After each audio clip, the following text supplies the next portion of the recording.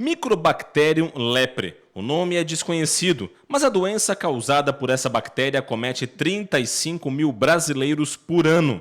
É o segundo país em prevalência desta doença. É a hanseníase. Antigamente chamada de lepra, a doença é cercada de histórias, de sofrimento, de preconceito, mas também de superação e de vida. Na década de 1940, a política de Estado para tratar pessoas com hanseníase consistia em isolar, confinar e só então tratar a doença. Por isso foram criadas em todo o país 33 colônias, todas bem afastadas das áreas urbanas das cidades.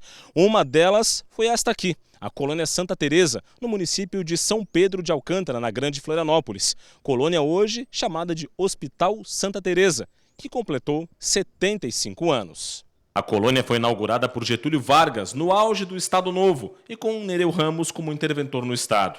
Como a regra na época era segregar, a colônia era praticamente uma cidade. Tinha tudo: prefeitura, delegacia, comércio, administração. As edificações estão conservadas e foram feitas por um motivo nada nobre: manter todos os pacientes afastados do convívio familiar e da sociedade. Até moradias foram construídas para abrigar os doentes de hanseníase. Há gente que vive aqui desde a época da inauguração. Outros estão há menos tempo. Numa das casas vive seu João, diagnosticado com a doença há 50 anos e com as sequelas nas mãos provocadas pela hanseníase. O aposentado conta todo o peso do preconceito que sofreu ao longo da vida. Gente que corriam da gente, né? Corriam, né? Tinham medo, né? Corriam mesmo da gente. A experiência no hospital trouxe tristeza, mas também alegria. Foi aqui que seu João conheceu a atual esposa, Dona Elfrida. A dona de casa vive no hospital há 35 anos e já se casou 4 vezes, sempre com portadores de hanseníase.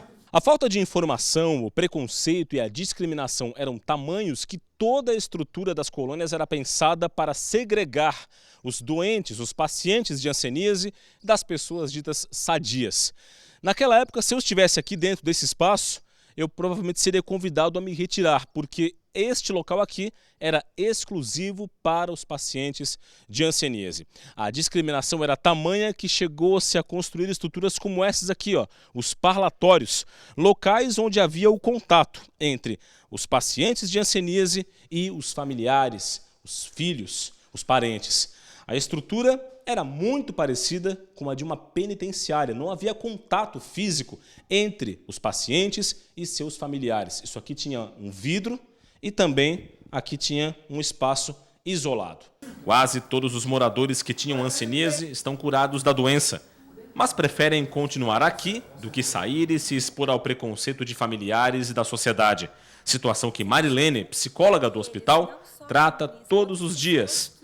Levantar a autoestima dos pacientes é o maior desafio. Hoje, todos eles, consideram, posso assim dizer, os que aqui estão, todos eles consideram o Hospital Santa Teresa como um local de residência, como uma grande família. Não só o hospital, mas também todos os funcionários que aqui estão.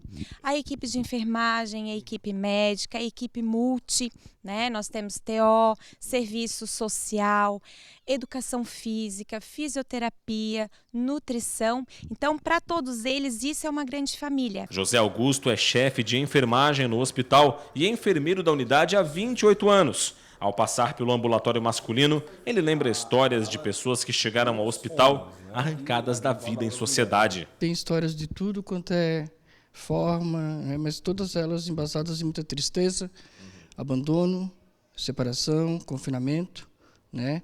Pacientes que chegavam para a gente e diziam: olha, Augusto, eu me lembro que eu estava na minha casa, lá no interior, chegou a Sandu, hoje a gente chama de ambulância, e me botaram para dentro da ambulância, para dentro da Sandu, e eu olhei para trás, o pessoal estava botando fogo na minha casa.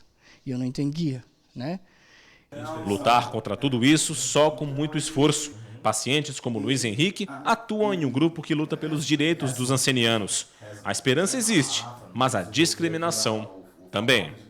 Ainda existe muito preconceito, a discriminação também tem, e isso não existe remédio, não tem comprimido. Tem que ser de boca a boca, falando aqui, ali, lá, e se expondo muitas vezes, né? Hoje, o cenário é outro, bem diferente. O hospital se tornou referência estadual em dermatologia e atende também pacientes com problemas psiquiátricos. Há atividades de terapia ocupacional, fisioterapia e lazer. O ambulatório atende 90 pacientes por semana. Aos 75 anos, o Santa Teresa olha para o futuro, mas sem esquecer o passado e todas as lições que ele ensina. Principalmente a mais simples e importante de todas, a da igualdade, que caracteriza a vida humana. A gente não pode separar o igual, porque somos todos iguais, independente da enfermidade que tivermos, independente da cor que temos, independente do credo que somos, né? Somos seres humanos, temos que ser tratados como